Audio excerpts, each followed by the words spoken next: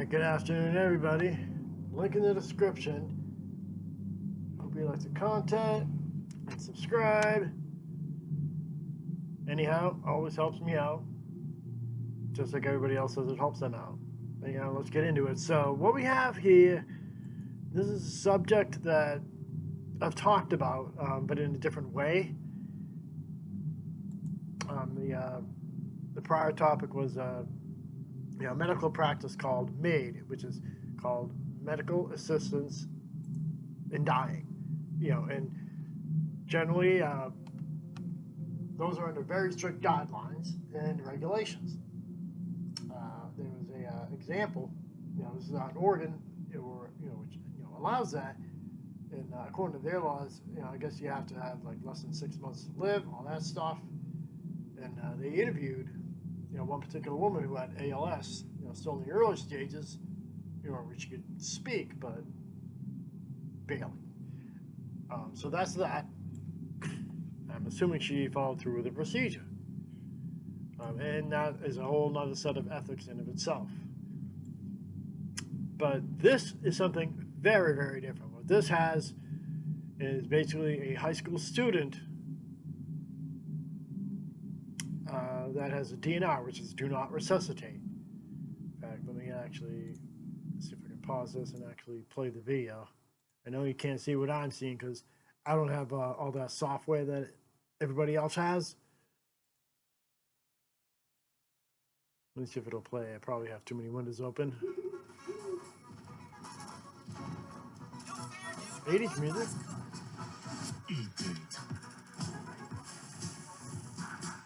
With Wi-Fi this smart, you'll be the king of the castle. 17-year-old Rigo Jackson It's amazing. has a very big team. This is not a new thing for us, is to have to advocate for kids, so A family with 14 siblings. it's a little chaotic. One that bands together. And Tuesday night, a family sticking up for one of their own. If you'll come up to the podium, please. Susie Jackson taking the mic during a Gilbert Public Schools board meeting, I think we all hope Gilbert will do the right thing. addressing what she's calling a major failure, asking the board to be on their team for her son Rigo.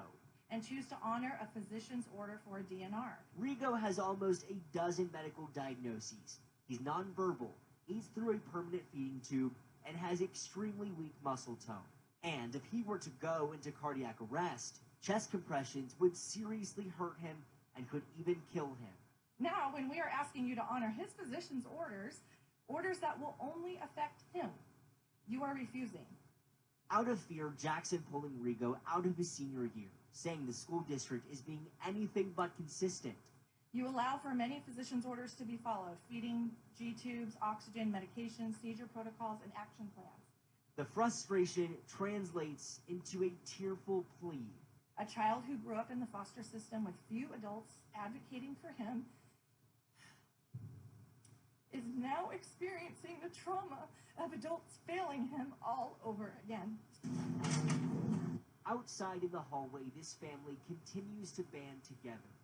You have to fight for them at every turn. A t-shirt showing the unit they are, hopeful for a change, welcoming the school board to be on board, This is not foreign. This happened last year.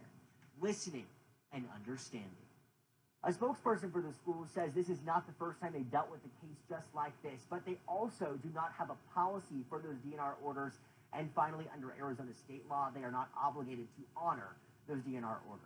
For now, in Gilbert, Austin Walker for Arizona's Family.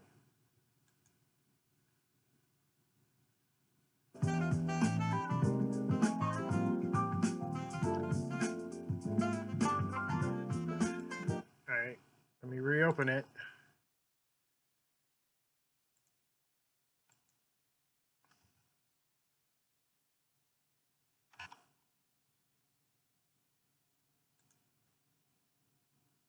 Alright, so let's get into this and let's talk about this a little bit. So you heard the clip. So they're refusing to honor the students' do not resuscitate medical order. So it needs to say physicians authorizes do not resuscitate based on this kid's medical history, basically trying to save his life, is going to fail. In not so few words. And this is a very touchy subject because, on the one hand, they're a school and, it's a natural instinct, to not want to, let a student die. I mean, see enough of that with gun violence. Can't, but that's not relevant to this case. But it's just food for thought. And again, it kind of loosely ties into Made in a way. This is a family that basically, is preparing for the fact that they have to plan for their kid's life to end. And we've seen this. We've seen this type of thing before. If you're, if you're older like me, you probably remember the story of Ryan White from the 80s. He got AIDS through a blood transfusion. He was a hemophiliac. And, again, this was ironically roughly around the time, when they actually started looking into AIDS, when it started affecting people other than homosexuals and drug users. I digress. We'll leave that alone. But you get my point. That was a kid who got a blood transfusion and we contracted the virus, and he lived for 6 more years. He passed in 1990, due to complications from the disease. At that time, he was probably one of the more prominent, AIDS activists, trying to make the most of what time he had. And I'm guessing he's not the child's name is Rigo. And I'm guessing they're raising a few others that have medical ailments. Okay, they adopted him in 2020. He wanted to go to school. So they obviously kept him out of school, for obvious reasons, because again, it's a very touchy subject. Should there even be a DNR in place? Where the kid, has this type of thing ever happened before? Where someone was a kid that had some type of condition that basically made they were going to have a very, very short life. And why? And if this was even allowed, what about those born with autosomal recessive hereditary Tay-Sachs? That's a classic example. I would say cystic fibrosis and sickle cell, but treatments have come a long way for those two, so we'll leave those off the table. Or muscular dystrophy, rare forms, that could be another one. And they haven't wanted to know why. And this is a kid basically, without the care of his family, yeah, it's unfortunate to say, and I don't want to sound like a bad guy, but he'd be pretty much SOL. I mean, it's unfortunate, and his doctors recommended the DNR. This was recommended by a physician.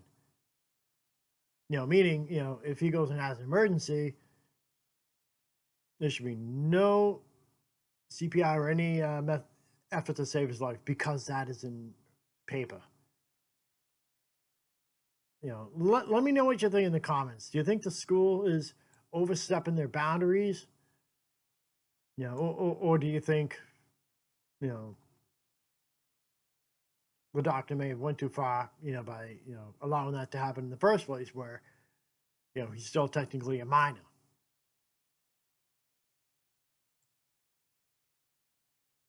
And, according to, yeah, according to the base of the article, compressions or any type CPR is not going to do anything.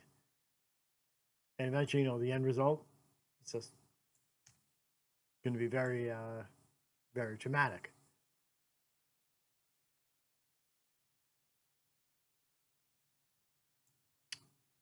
And according to the final note, unlikely it would happen in school. But we don't know. I mean, I don't know what condition he has. But, the fact he has to be, have a permanent feeding tube, can't speak. But they allow for all the other stuff to happen, like the feeding tubes. And why not this?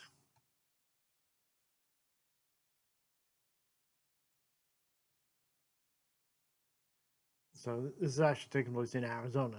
School staff are not obligated to recognize DNR orders.